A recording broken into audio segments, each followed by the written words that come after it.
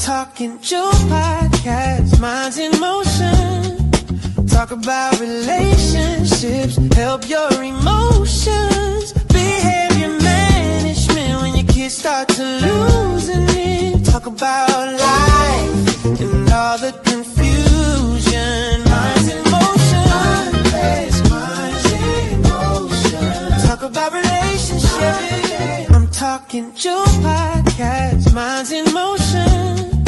Talk about relationships, help your emotions. Behavior management when your kids start to losing it. Talk about life and all the confusion. Minds in motion.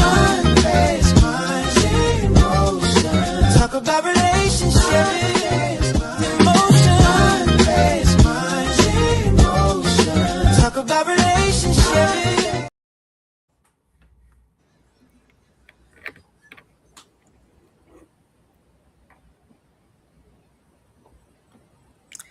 Good evening, everyone. It's been a minute. I think the connection is very upset with me because I haven't been on in a while. So it's acting kind of funny right now. So good evening and welcome to Minds in Motion with me, your host, Jewel.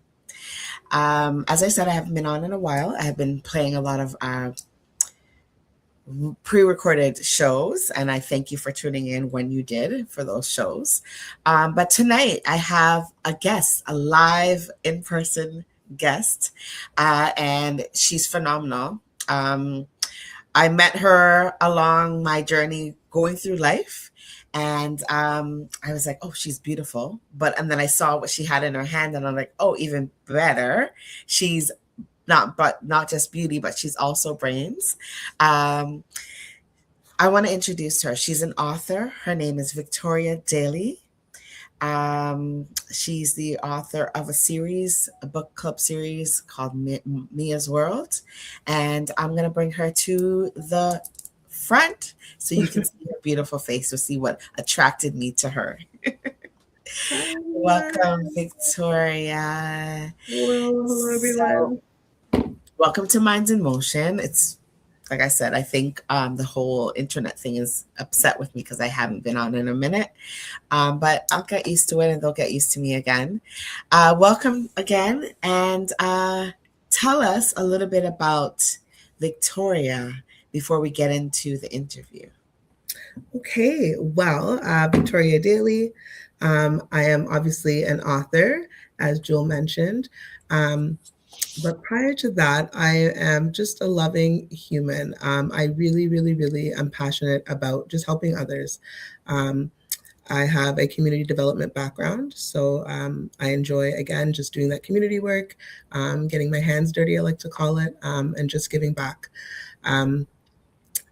Most important role I'll play is being a mom to my beautiful daughter who created the Mia's World series, and we'll get into that a little in a few. But I'm currently in school right now, completing my BA in psychology. My long-term goal is to go back into the education world. I kind of hopped out of there for a minute just to kind of pursue some personal goals. But yeah, that's pretty much me. I'm Caribbean descent. GTA is my location, and yeah, that's pretty much it. Okay. Yeah, so as I was saying, thank you, Victoria, for that intro. As I was saying, like, I was going somewhere about my merry way, and then I was like, I've never seen this lady before. She's beautiful, and I think we should do that more often when we see our people. Just communicate. Don't be intimidated by our people. Just communicate, because it can open up so many doors. It can, and I thank you for that, Joel. I thank you for that, the opportunity.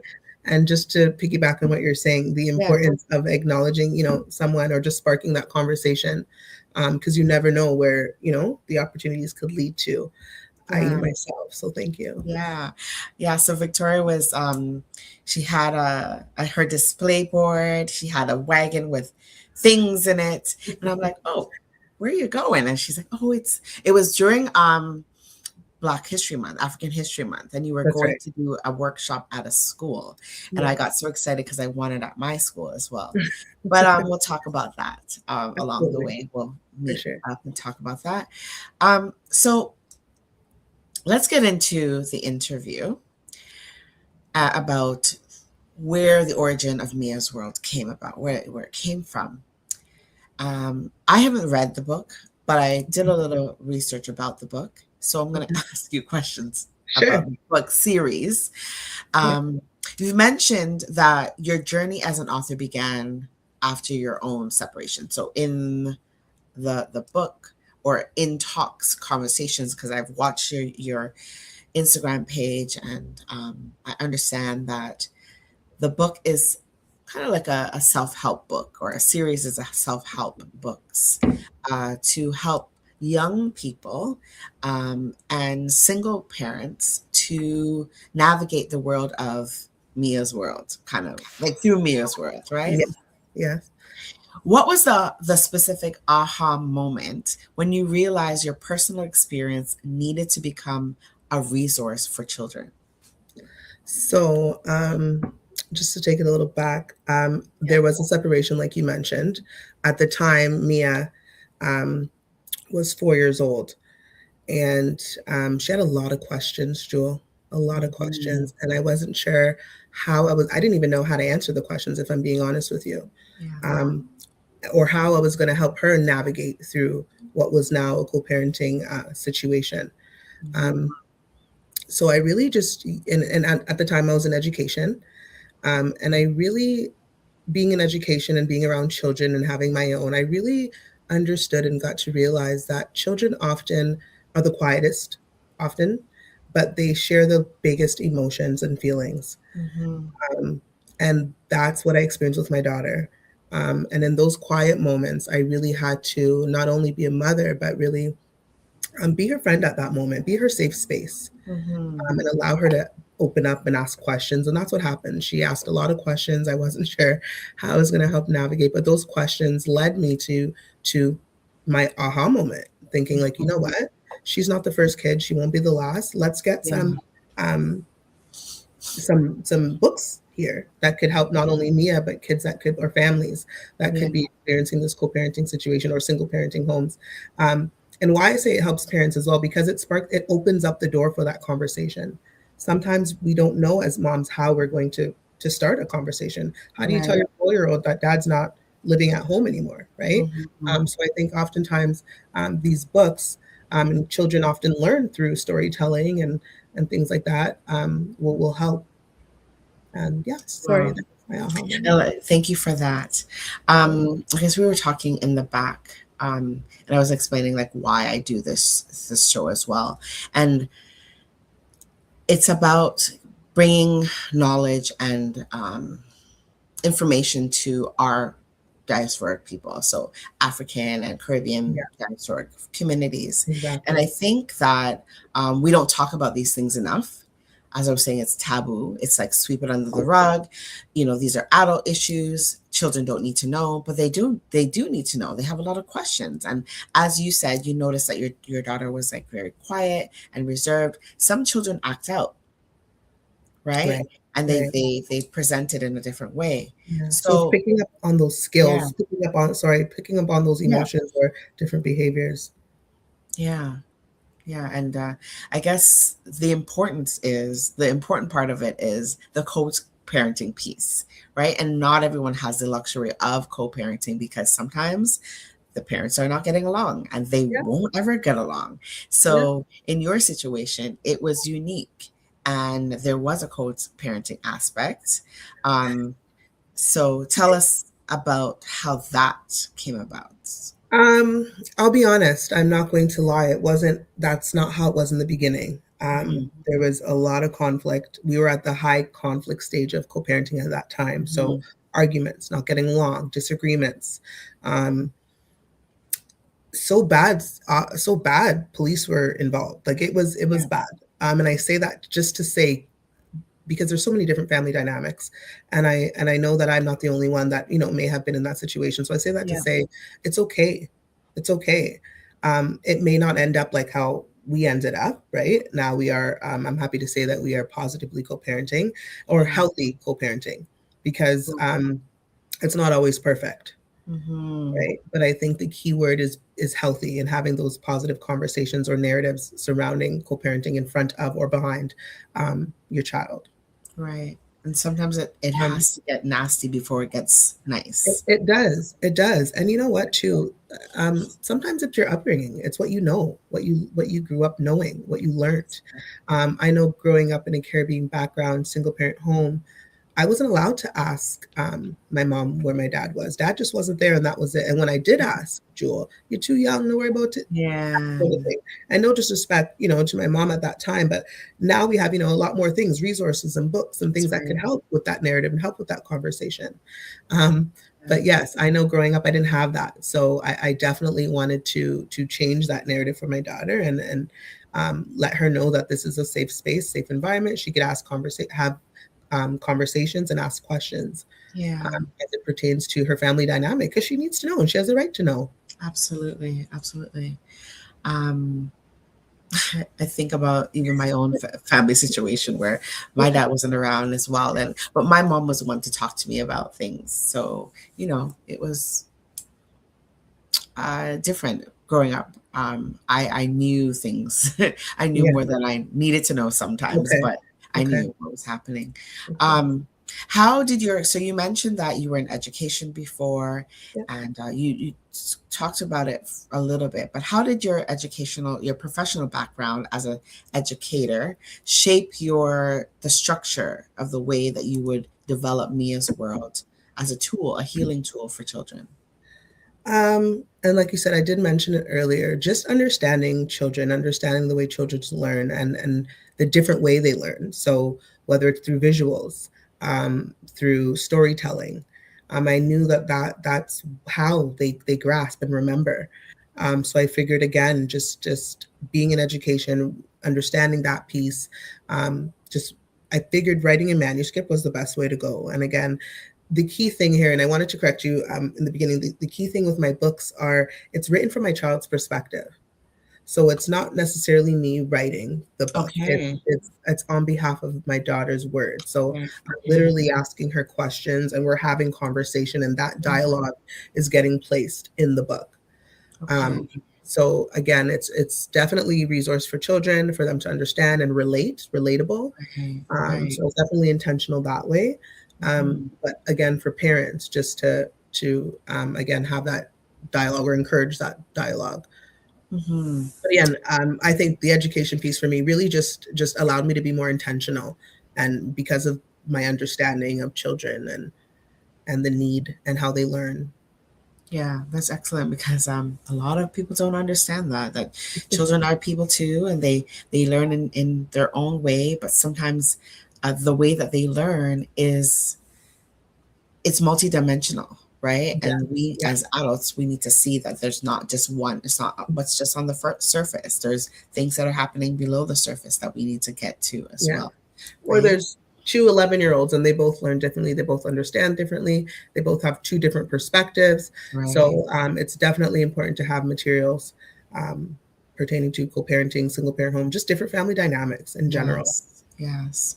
So I said I had to get a copy of your book as well. Um, um, representation is a core pillar of your work.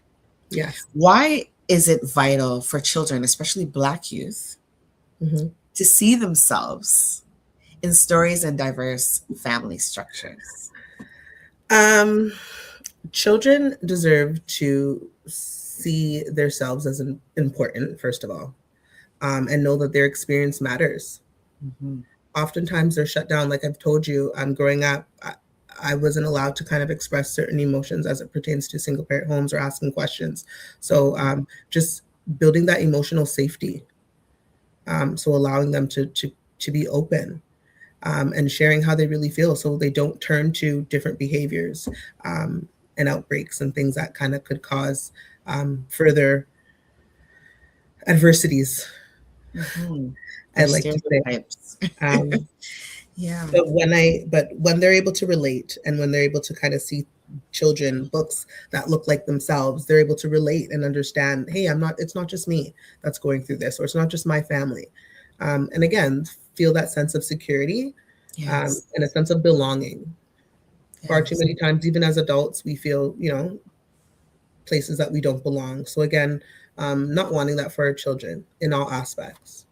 Yeah. And thank you for doing that. Thank you for being not just yeah, it's there are people that are trying to bring representation, but the physical book and seeing the child as themselves is a huge impact. It makes a huge impact on the Difference, yeah, children that we work yeah, with, right? I agree. Um, It takes away from isolation as well. I remember being in a classroom, and this was back in elementary years, long time ago, and the teacher would say, "Okay, we're drawing, a picture of your mom and dad or a picture of your family," and I would kind of shy away. And now I could recognize those feelings. Back then, I didn't really understand why I was doing that, that behavior would always occur when it came to, that family topic. But I was yeah, shy, I was embarrassed. yeah, So I felt isolated, or I would isolate myself just so I hmm wouldn't have to participate. So no one knew that it was just my mom, you yeah, know? yeah. Um, so again, yeah, again, representation is really important just to kind of avoid all hmm those When I feelings. was younger, I don't know why, but I thought that divorce was a white people thing. I didn't think that divorce was a black people thing, because I don't know. I guess it's a stereotype, but like a lot of, for me, it was like a lot of black families. They were they were what do you call it? Coexisting, they were just, Coexisting, and they weren't married, right? So yeah, I never heard of the word divorce. It wasn't a thing until I got older that I understood. Okay, well, we get divorced too, yeah, but it was just strange for me. I was like, oh wow, this one's getting divorced, and the kids came to school talking openly about it. They really. understood a lot about what was happening. Yeah, yeah. Yeah. I grew up in a community that was predominantly white, and Okay. I heard things like this, and I was like, wow, this is interesting. You know, things were happening in my home, but I was told, don't go to school and talk about your Right. business. People shame, the embarrassment. Don't Yeah, bring what's in my home yeah, outside. that's That sort of thing. it. Yeah. Yeah. So I would listen and just like shake my head and say, wow, I thought it was just me, Yeah. kind of thing. Yeah. But it's important because you want to build that confidence at an early age, right? And representation Um, really helps. Excuse me. So yeah, sorry. me too. Mhm. But representation really helps with that, building that confidence from an early age. Yeah, So, yeah. And I like how you have, I just excuse me. noticed that you have your book cover on your t-shirt. This one I is Mommy do. Lives Here and And Daddy that Lives is a thing. There. That's right. Yeah. So it'll be this book. Yeah. Before we end, I'm going to give you an opportunity to show Okay. your books and tell people where they can get this great material. So let's talk about the art of co-parenting. Sure.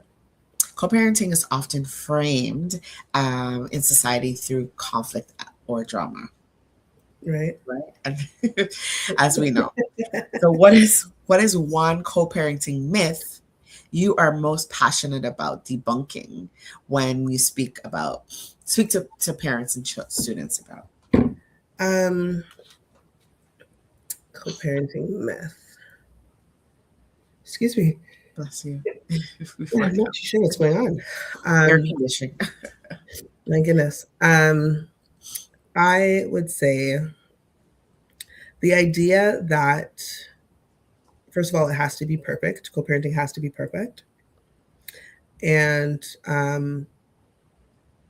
just because a home is broken doesn't mean it's broken, if that makes sense. Right. So, again, oftentimes when parents do divorce or they separate, it's looked at as something negative, or they don't love their children or that sort of thing. But sometimes um, leaving is love too.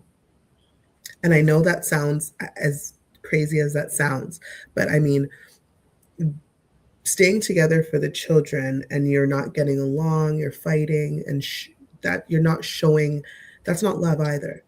Yeah. So again, wanting to just show and illustrate um, love and what that is, what that looks like. Yeah. I agree with you. I agree with you. I I remember telling my mom this when I was younger. I was like, "Don't stay together because of us. Don't use us as the reason that you want to stay No, together. right, Like it's right, clearly not working." And I, right. as a child, was seeing this, and so don't do it and say it's because of us Yeah, because it's not oftentimes working. yeah, it's, and I get the idea, but no, it doesn't make sense. Yeah, It doesn't no, make not at sense. all. Not It at does. all.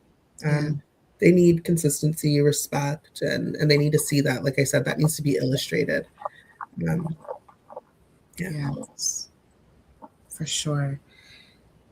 Your books are written from a child's perspective. So, from Mia's perspective, Yes. right?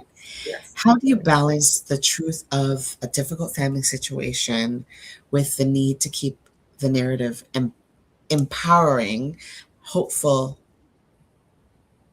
hopeful young readers? Um, Good question. I think Yeah. I try to lead with honesty, first of all. Mhm. Um, but through a lens, obviously, through a child's lens. So, hence my book titles: Mommy Lives Here, Daddy Lives There, Birthday Party at Daddy's House. So I really try to be honest in terms of the narrative, or depict really what's happening in the situation, but Yeah. really try to break it down via a child perspective. Um, yeah, Yeah. I, I really want to read that book now because I can just imagine like it's a very she, short read. It's a very short read, Jewel. It's a very yeah, short read. But like I said, it's really just meant to spark that conversation and open up that dialogue that's not yeah, often um, discussed. yeah. And like children are so innocent that the way they see things sometimes it's like, you know what, they didn't see like things that we would consider to be big problems are not big problems to them, you Yeah, know. yeah, So yeah. they see things totally different from us Differently. sometimes. Yeah. Yeah. Yeah. Um, yeah. Um, in your upcoming work, you explore you explore the bond with siblings on the father side. Mhm. All right. How Yeah, does coming up. adding these layers of the family dynamic change the way we talk to children about their what constitutes a family? Can you repeat that if you don't So, mind? so Long question. yeah. So you've now introduced siblings, right? Yep.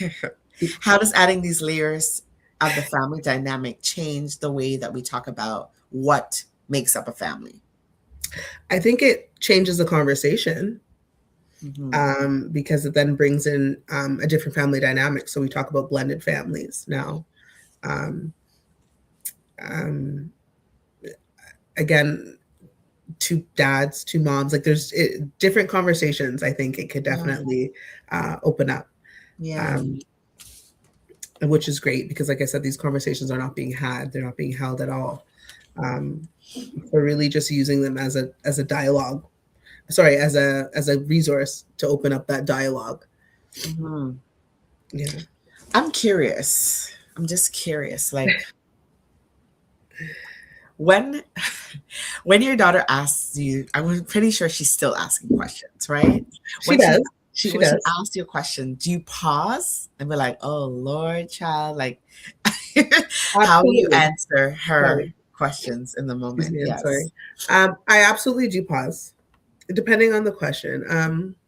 Trying to think of some things that she asks without.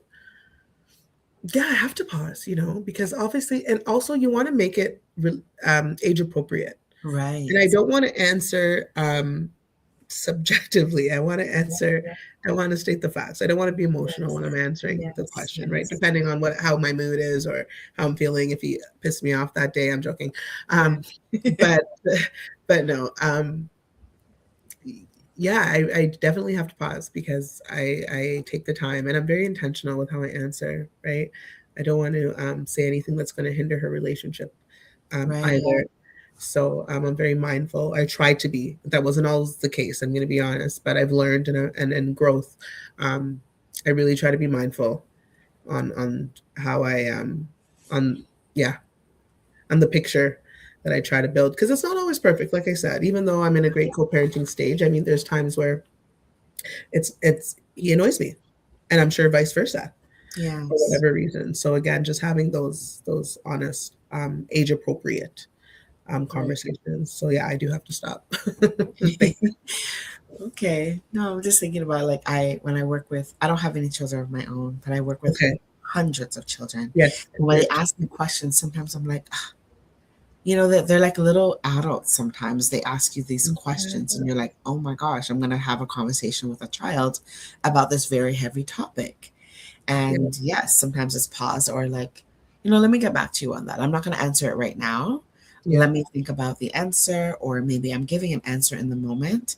But again, it's like you don't want to taint the situation. Yeah. Yeah. Um, And that's but the thing with yeah. our books too.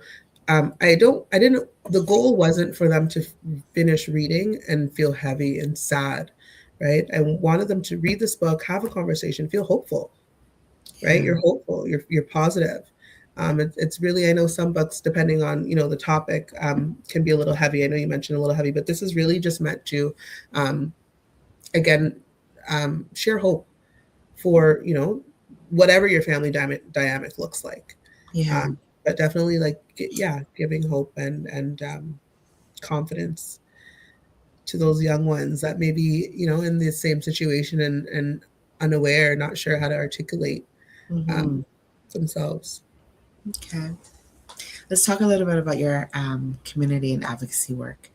Um, Kind of like staying on the topic to start it off, about just when you're talking to your audience about the books that you write and your little audience, do Yeah. you get the children asking you particular questions in the audience about things that your daughter has gone through and that you can say, okay, I can readily answer this? Or again, it might be like, oh, let me pull back a little bit about answering this question. Yes. So being in the community definitely, I find, and having those conversations definitely help. Um, those conversations are real. They're asking Mhm. real questions. Yeah. Well, like, they're asking real questions. So it really helps me, again, be intentional with my work, Yeah. because I'm not only speaking with the children, I'm speaking with the parents. Again, having those real life open conversations. And some of those parents are stuck. They really need resources. They Right. really need help. Yeah. So that's what, yeah, that's the goal, and that's what allows me to be intentional. And again, this is why I'm doing it. I said early in the beginning, I'm humanitarian. I love helping. I love, being in the community. And again, that's Mhm. what helps. Now, in terms of my books, I'm following Mia in age. So I plan on, as she goes older, I continue to follow her in age. So, Okay. um, it's more personal, but it still helps in terms of connecting with different families to know their experiences. And Yeah, perhaps maybe I could add something to help them or help a family that I spoke about or something like that. But yeah. for sure. Okay. Thank you for that, answering that question. So you being very active in the community, from hosting literacy camps to Yeah. vendor markets, Coming how up. does being on the ground in your work, how does that help to inform your choice of your next text, your next sorry, how does it, sorry, let me just rephrase that. How does being on the ground in your community inform your stories that you choose to tell in your text? I think it's similar to what we just answered, just having those real conversations, with parents, and finding out the real need, and knowing that my story is helping. Okay. If I'm answering the question, not sure Yes. if I answered that Yes. correctly. You did Um, answer. but Yes. but it's really helpful, being out there in the community, and again, building that rapport with parents, and not only parents, educators as well, because my books are in many classrooms, libraries, community libraries, and things like that. Um, yeah. Okay. So there's a question here. I'm gonna put it up on the screen from a viewer and or a comment, and says we need this kind of influence in the community. Yes. Me Oh, too. I can't see the comments. Oh, we do. Yes. You're Oh, not there we seeing go. the comment? There we go. I see it now. Yes, I agree. We do. Thank Yeah. you. We need this kind of influence in the community. Yes, thank you. It's true. Um, so, I plan to invite you to some events that I'm doing as well. Yeah. So we can, get that information out there. And Helpful for moms too, not only children. Like I said, definitely, I know they're children's books, but definitely used as a resource for parents as well. Just to give that hope, be hopeful. It's going to yeah. get better. Have you come across single fathers as well that need this support? I have. I have quite a bit. I did an interview. I would have to pull it up. It might be on my Instagram page actually. I did open mic live where I talked to a few different guests, Yeah. single fathers, single parents, and they kind of share their experience. So if you want to, yeah, have their I'll have a experience. look. It's interesting. It's interesting Yeah. to Yeah, hear. because I do know a lot of single fathers, and they're great single fathers, and it's just the same experience a female has, a woman has. They're going through the same thing as a father, but the big difference is that society doesn't recognize these single fathers as putting in the work and doing the same kind of thing that the females are Yeah, doing, right? Even when they go to family court, it's different. It's yeah. very We're different. not in favor. The court is not in favor for fathers, and I know, it's unfortunate. It's Yeah. unfortunate. Yeah.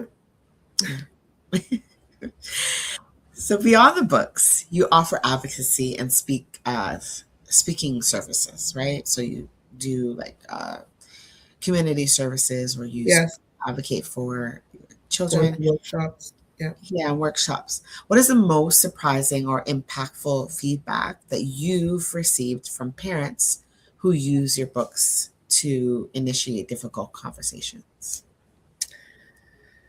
I think it's really just allowing their child to open up emotionally. So again, that representation, that having the child relate to a family dynamic, really allow them to open up emotionally.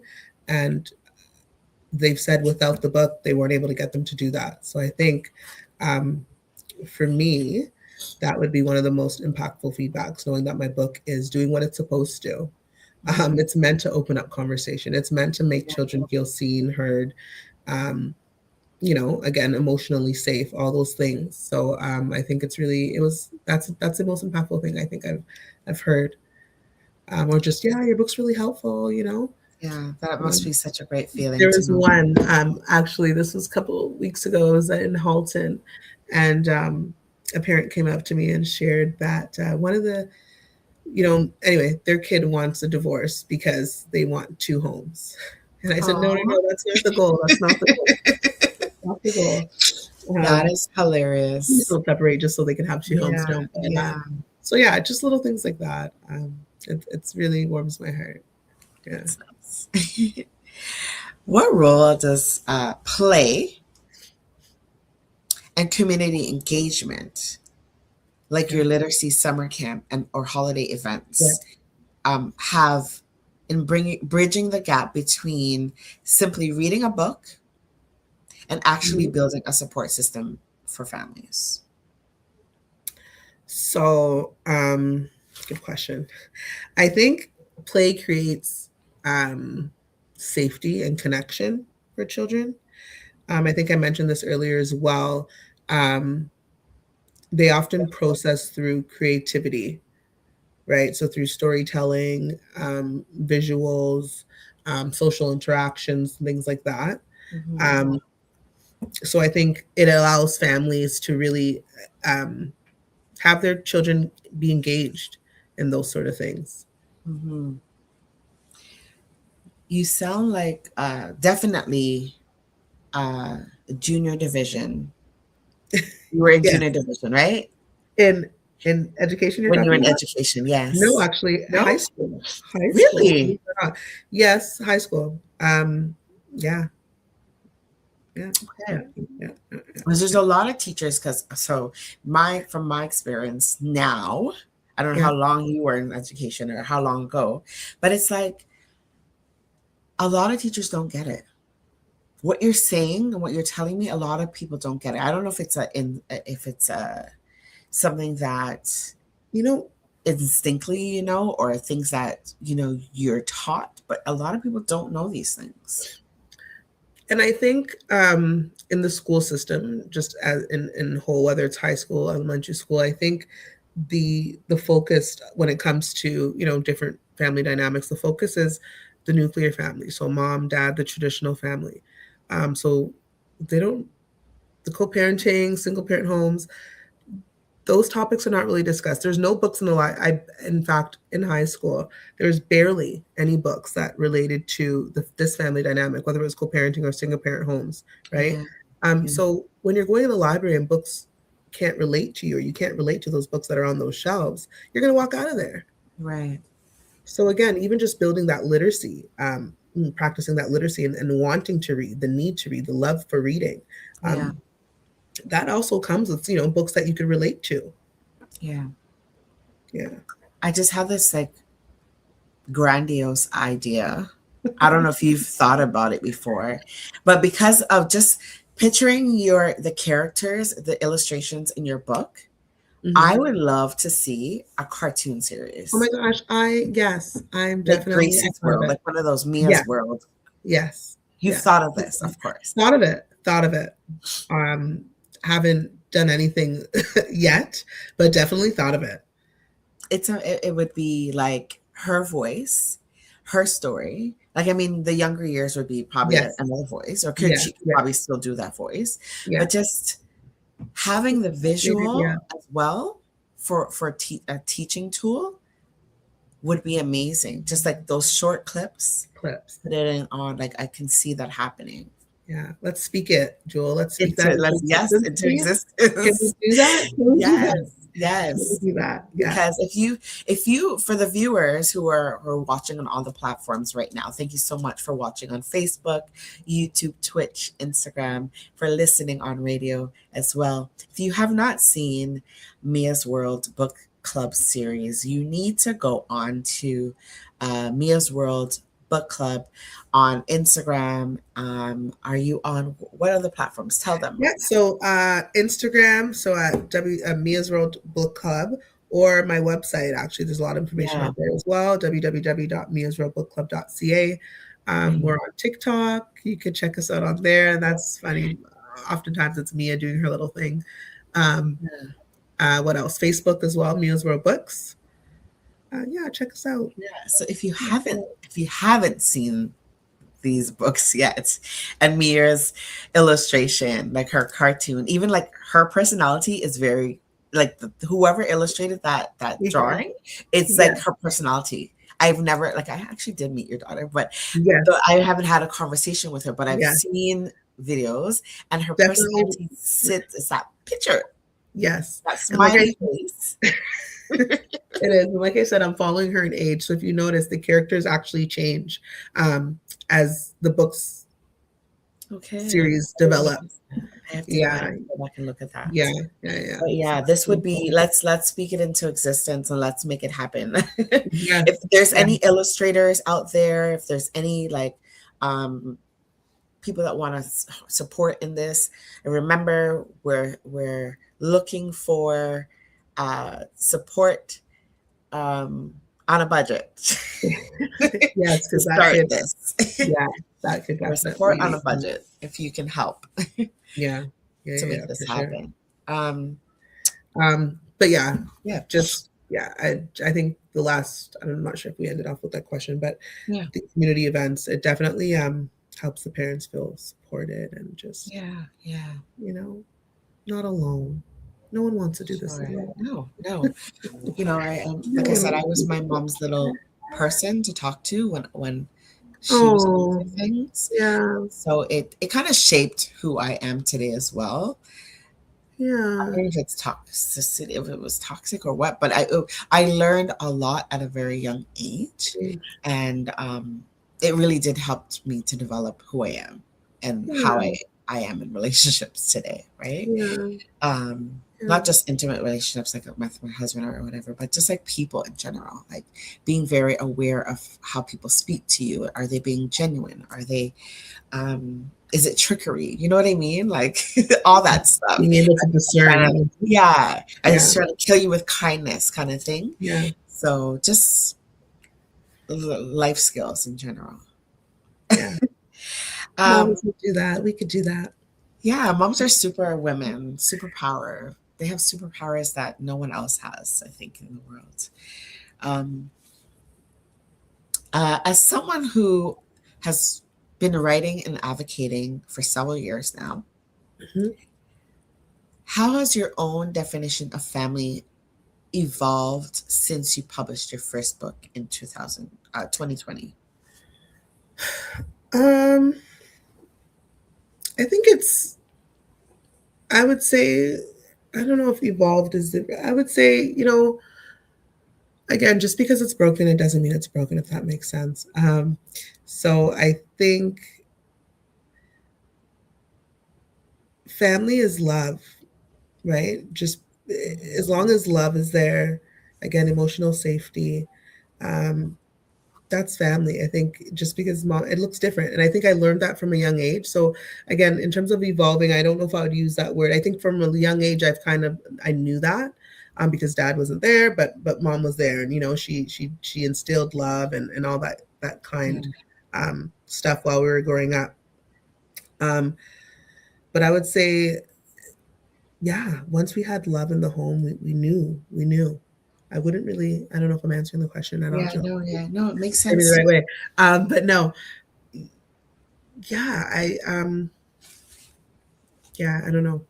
Makes sense to me. Makes sense to me because you're still able to give your child the love and care that she needs, whether there's two parents in the home or not, and she's still getting what she needs from her dad's side as well. She is. And if you talk to her now, she'll tell you, I'm a lucky girl. I have two of everything. I have two. Right? I have, she's very proud of that. Um, but I'm just trying to think and answer that correctly. But I just think, yeah, in terms of just love, as long as family's rooted in love and consistency and support and just having that emotional safety, it really doesn't make a Yeah. difference. I think we just have to. I think it's usually our parents that have to, instill that, ensure Feel that, that in us. Yeah. ensure Yeah. that, ensure that the children are feeling that as well, right? We're not just saying it; it's something that they're actually feeling. So Yeah. they're feeling that love, they're Yeah. feeling that consistency and that emotional safety. Hmm. Um, yeah, Yeah, I think it's important to let them know that they're loved no matter what, whether dad's here or not. Mom's giving you that love that you need. But I don't think we hear it enough in our community, right? Like I no, don't know if absolutely not. we don't hear it enough in our community. I like No, sometimes it really, I've been around parents, single parents, like you could tell because they're telling you, yeah, I'm dropping off my child today and dad's coming and he's always late. And like, your child's right there. yeah, He's always late. He doesn't come on yeah, time. Like, why does your 3-year-old child need to hear this information? Like, yeah, yeah. there's a time and place, but also there's boundaries. I think that sometimes we forget about boundaries. And I want to speak about my community people, like there's like no filter sometimes. They say No, things out of turn, out of place, and they feel, well, I'm the adult. I can say what I want to say. And they don't think about how the child is feeling and what they're internalizing and yeah. what you're perpetuating as well. So we need to do better. We It's need to. hard. You know what though, and just I'm just thinking back to the previous, stages of co-parenting. Sometimes it's hard to set those boundaries. So I get it. I'm not just, I didn't fast forward here. And like I said, it's still not perfect even now, but sometimes Yeah. it's difficult to set those boundaries.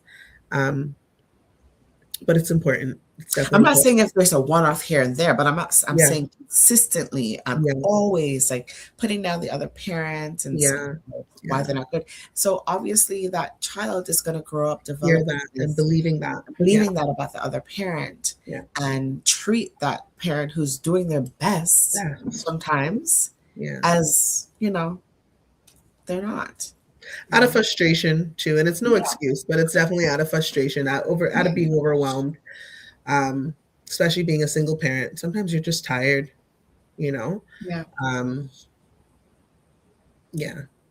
And we can seek help. I think it's important that we should realize that we can also seek help. Yeah. And lean Speak on our to, village, right? Lean on our yeah, village. lean on the village. I think I'm going to Yeah. mention that at the Are end. you? Okay, We're going okay, to okay. mention that Yeah. at the end because you Okay. do talk about leaning on the village. Yeah. So what is for the parent listening today Okay. who feels overwhelmed by the complexity that we just said about being overwhelmed sometimes, the Okay. complexity of their own co-parenting journey? What is Okay. one small actionable step that they Okay. can take today to foster more positive dialogue in their homes? Like we were just talking about that. What is one small thing? Get my bucks. No, I'm joking. I just think creating that small moment of emotional check-in. So, how are you doing today? How are you feeling? Having Yes. those conversations and open-ended questions, actually. So, because if you say, are you okay? They're going to say yes, and then the conversation's over. So maybe just open-ended questions so that they're able to really have that dialogue and open up that conversation piece. So being intentional with that.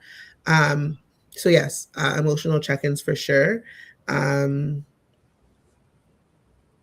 What else? And be genuine about it. Don't just do it as a routine. Like I think No, no, yes, genuinely ask that yes, question. yes, yes, yes. And this Yeah. is why it's going to be open-ended because sometimes they come from school and you're like, oh, how's school? And me, I know it's kind of off topic, but I always ask Mia when I pick her up.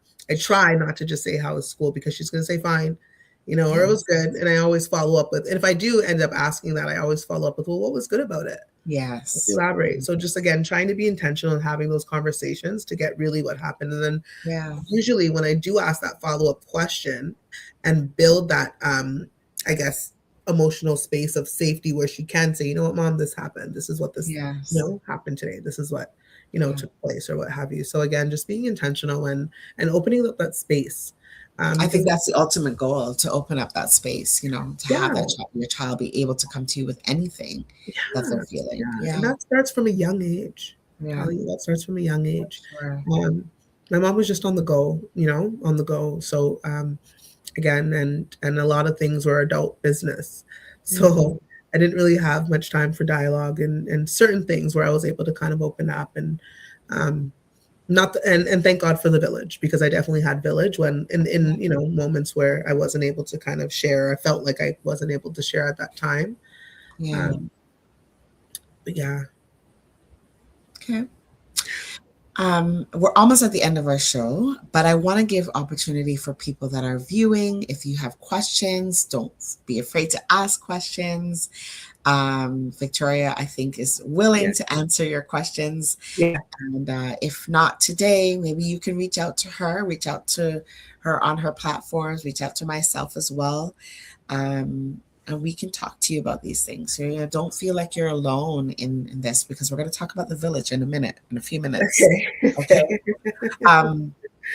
What is the ultimate legacy you hope Mia's World leaves behind for the next generation of children? I hope that children just feel seen and heard. And again, have that emotional security and safety where they're able to just be themselves, not feel isolated, and just awareness. So even for children that are not in a co-parenting situation, I think it's important to build that awareness. So we're not, discriminating against anyone or making anyone feel isolated or left out. So I think for me, the legacy again is just to have them feeling really seen and emotionally safe, where they could really be themselves and, ask all the questions they need to ask, and utilize resources and yeah. There's a comment. Yes, I think I just seen Did you one. see it? Did you see it? Excellent show. Love the topic. Thank you. Yeah. But and most importantly, just healing too. I think a point of healing. And like I mentioned, hope a lot for parents. So again, used as a resource for parents as well, just to know that there's hope and there's light at the end of the tunnel. And it may look different for everybody. Timing is different for Yes. everybody. The dynamic is different for everybody. Um, and there's different stages of co-parenting, right? So there's, conflict stage, parallel stage, and all that stuff. But I think we go through the stages. So just because it's good today doesn't mean it's going to be good tomorrow, but being open to that, right? And what that looks like. Yeah. Yeah. For sure. Huh.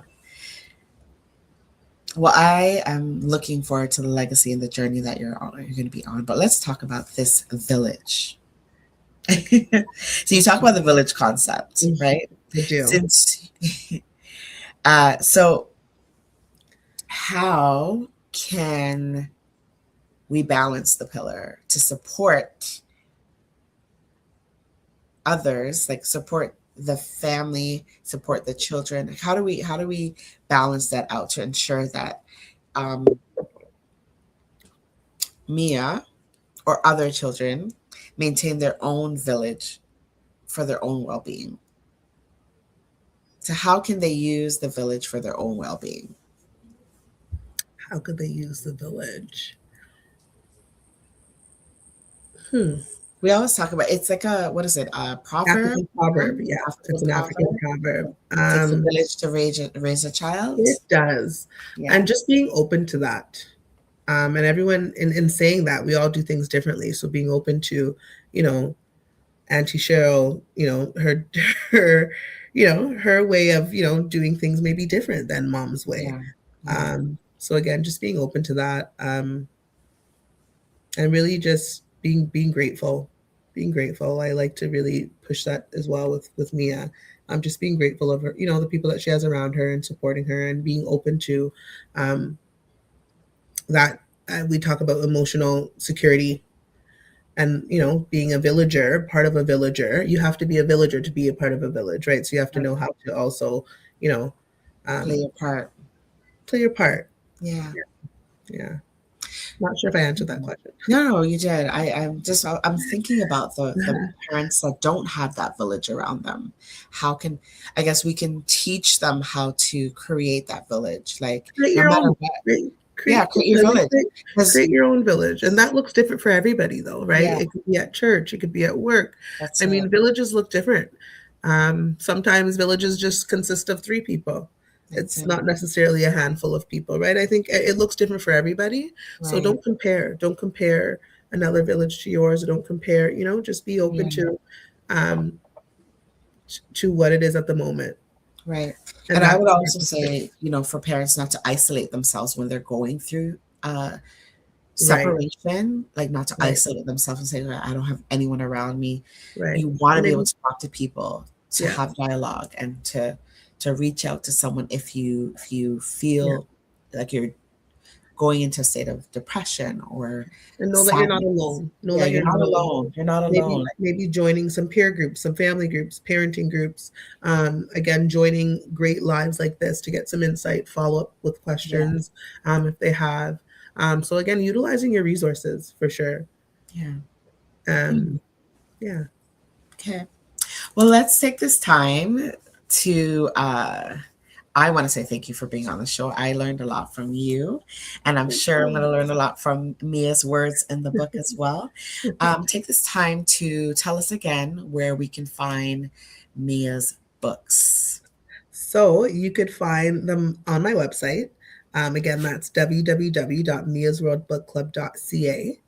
You can find them on Amazon if that's easier for you. We're also in a few independent bookstores, Knowledge Bookstore, Another Story Bookshop, A Different Book List. I'll also be at Indigo, Vega Boulevard on the 24th. So that's the Sunday. Yeah, you can visit me there.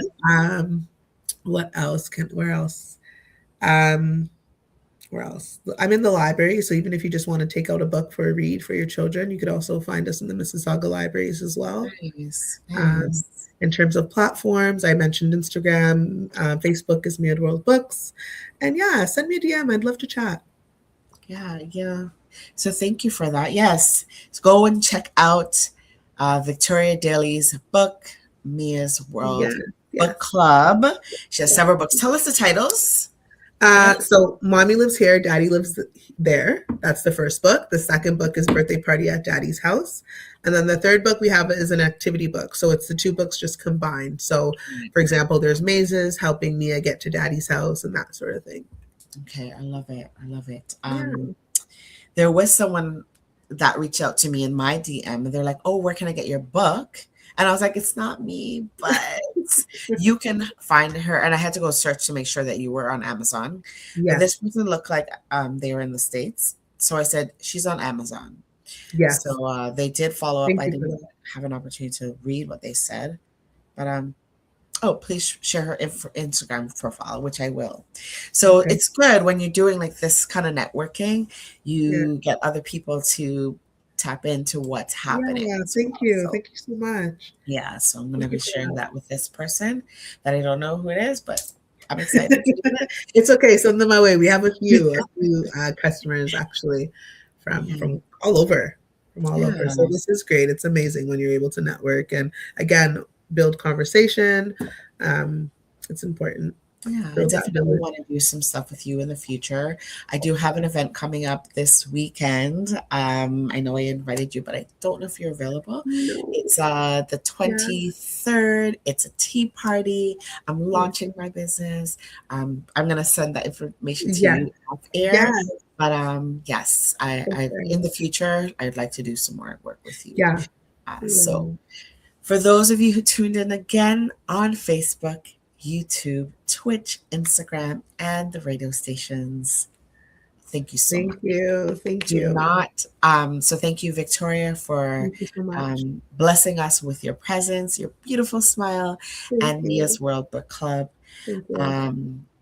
Don't log off. For those of you who are on the network, don't log off because right after this is This Week in Interview with Anthony Drago. So do you want to shout out anyone before you go? One more shout out? Myself? Just Mia. I'll shout out Mia. I'll shout out Mia. No, I'll shout out Mia in the village, really.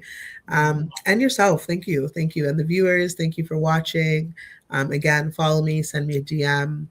Jewel, this is awesome. This platform is awesome. What you're doing is awesome and amazing. From a queen to another queen. So just thank you. Thank you so much.